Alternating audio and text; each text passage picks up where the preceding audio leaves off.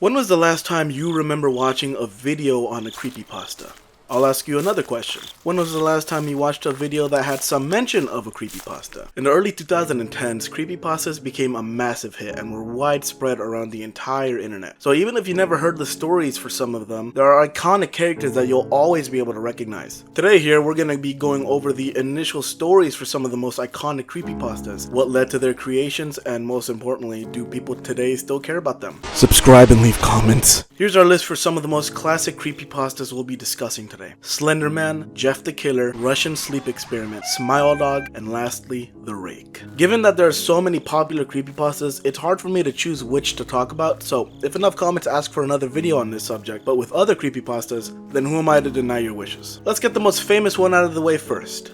Slenderman. Easily the most popular creepypasta of all time, with his iconic appearance and massive boost in popularity from the game that 2012 YouTube all came together to enjoy, Slender, the 8 Pages. From PewDiePie to Markiplier, every YouTuber in 2012 who uploaded a video on this game garnered millions of views due to its unique horror approach at the time, where you're constantly being chased by the Slenderman while he gets more aggressive with each page gained. Regardless of your actions upon getting 8 pages, you're killed anyway, ending the game with his iconic jump scare.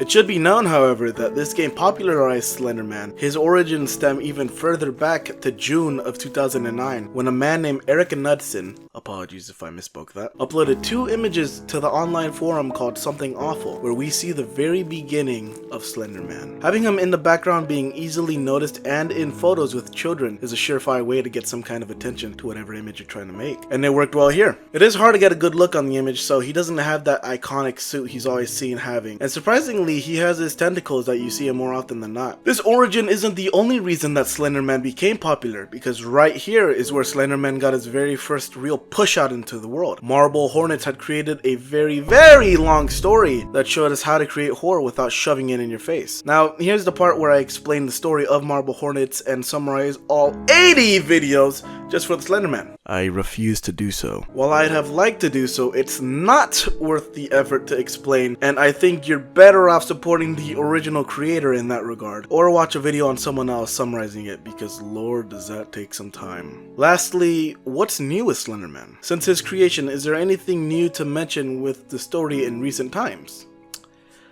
Now besides that, there was a movie released in 2018 which kinda sucked, and people quickly forgot about it, but there have been several different games over the years with the Slenderman character, with some even making their own unique stories with said character, and so currently that's all for Slenderman, one of the oldest and most popular creepypastas ever.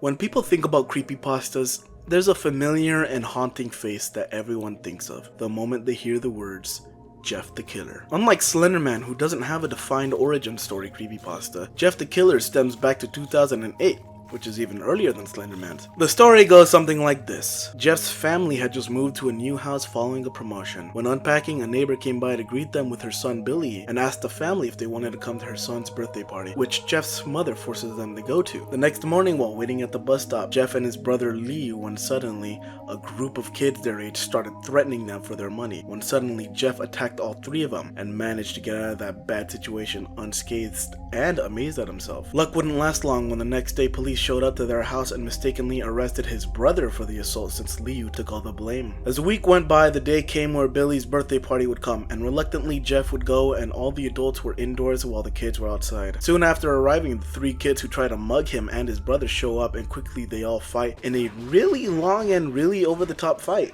Where somehow Jeff, as a 13-year-old kid, has superhuman strength. Long story short, after insulting Jeff that his brother is in juvie for a year, he snaps and kills one of them, and the others soon chase after him with literal guns somehow, and after a fight in the bathroom where bleach lands on his head, one of the dying bullies, seeing that Jeff's head is covered in bleach and vodka from a smashed alcohol bottle, lights him on fire where he passes out, somehow surviving. He wakes up in the hospital with his face covered entirely as weeks go by, with his brother being released from juvie following a witness report, and when they unmasked him, His pure white face and leathery texture shocked everyone, while Jeff laughs in delight, claiming it's perfect. Late at night, Jeff's mother heard noise from the bathroom to see that Jeff had cut his cheeks to form a permanent smile and burned out his eyelids to forever see his new face. His mother ran to her sleeping husband and grabbed their gun in fear of Jeff, but it's too late as he was right behind them, killing them both before uttering the words, "Mommy, you lied." When his brother Liu woke up, he went back to bed immediately until he felt he was being watched and saw Jeff on top of him, and before slicing into his younger brother, Jeff says the words, "Go to sleep."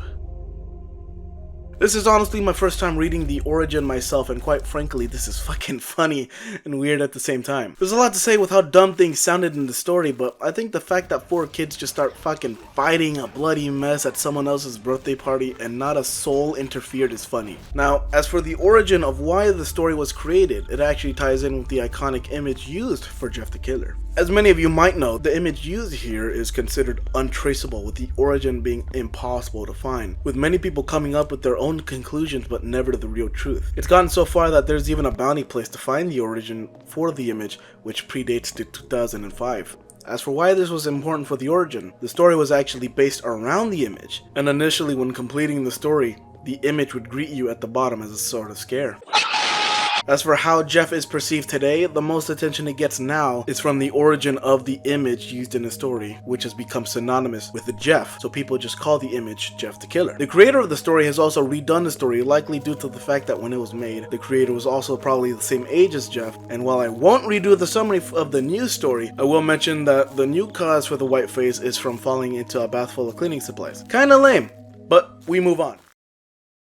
The Russian Sleep Experiment, an all-time classic, created in 2010 by an anonymous author on 4chan, never taking credit for anything and just disappearing. The story goes something like this. In the late 1940s, Russian scientists had kept 5 people awake with an experimental gas developed, observing them with a microphone and a 5-inch thick window and all the supplies they needed to last a month. The subjects were all political prisoners during World War II and were told they'd be freed if they stayed awake for 30 days. The first 5 days went by smoothly, but after 4 days their conversations became darker with one another. They grew extremely paranoid, no longer talking to each other and seemingly trying to turn on each other. By day 9, one of them started screaming and running back and forth in the chamber for 3 hours until his vocal cords torn entirely. The other subjects had no reaction to it whatsoever until one of the 3 started screaming as well, and the 2 silent ones took books apart inside the chamber, and using their feces, they blocked out the windows to prevent the inside being seen. The screaming stopped. For days none of the men spoke a word, and with no vision to see inside, it was hard to tell if they were even alive.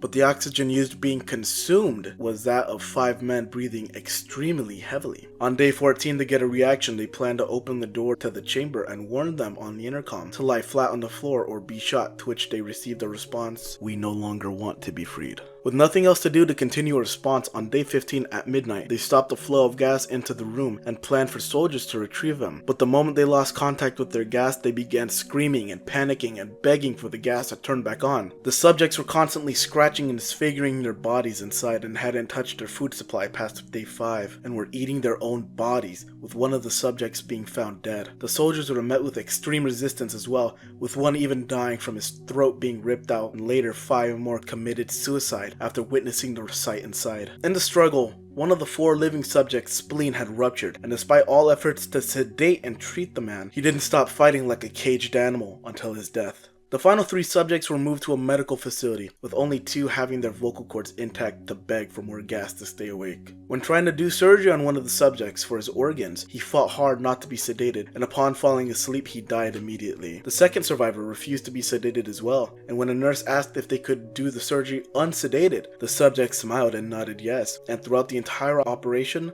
he glared and smiled at the nurse. After surgery, the subject failing to speak with torn vocal cords had written down the words, "Keep cutting." After all subjects had been giving surgery, they were asked why they keep harming themselves, and simply said, "I must remain awake." The commanding officer, seeing the experiment, decided to hook them back on the gas again. Before they could enter the chamber, one of the subjects had fallen asleep and died, and the officer said 3 researchers will be in the chamber as well to monitor them before being shot immediately, and then the mute subject being shot in the head. One of the researchers refused to be placed in the chamber with them. When asking the last subject what he is, he spoke, "We are you. We are the madness that lurks within you all, begging to be free at every moment in your deepest animal mind. We are what you hide from in your beds at night. We are what you sedate into silence and paralysis when you go to the nocturnal haven where we cannot tread. The researcher then shoots him in the heart, killing him.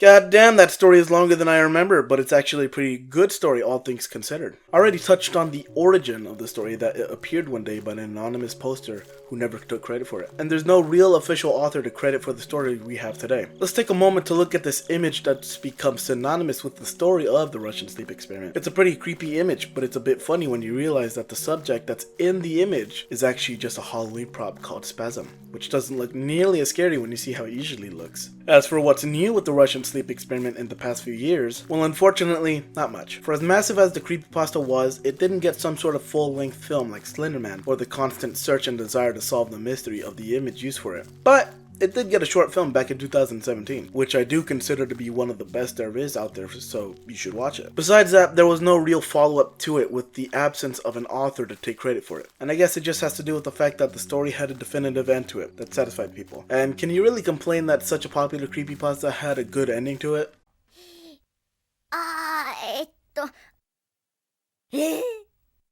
The Rake. The story of the Rake is fortunately a short one to read, so it shouldn't be nearly as long as the last one. The story starts with a mother telling us about how on a night 3 years ago, after a tiring trip from driving to Niagara Falls on holiday, when at 4 a.m. she woke up thinking her husband had used the bathroom, but he was still in bed, and just woke up as well from her and froze in horror. The mother's eyes adjusted to the dark and saw what seemed to be a naked man or a large hairless dog at the foot of their bed with a deformed body. The creature in the quick motion was inches from the husband's face, just staring before exiting the room and running in the hallway to the kids' room. Running after the creature, by the time she finds it, it had blood all over it and scurries off, and to her horror, her daughter was maimed by the Rake. Her last words to her huddled mother and father were, "He is the Rake." Her husband died crashing into the lake in a frenzy to take their daughter to the hospital.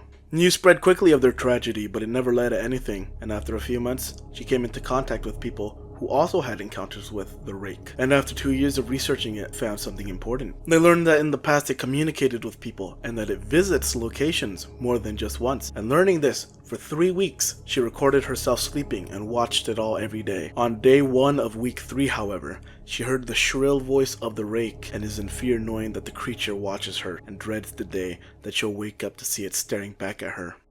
See? I told you it was shorter. To be honest, the story is whatever, not really as good as the Russian sleep experiment, but not nearly as bad as Jeff the Killer's.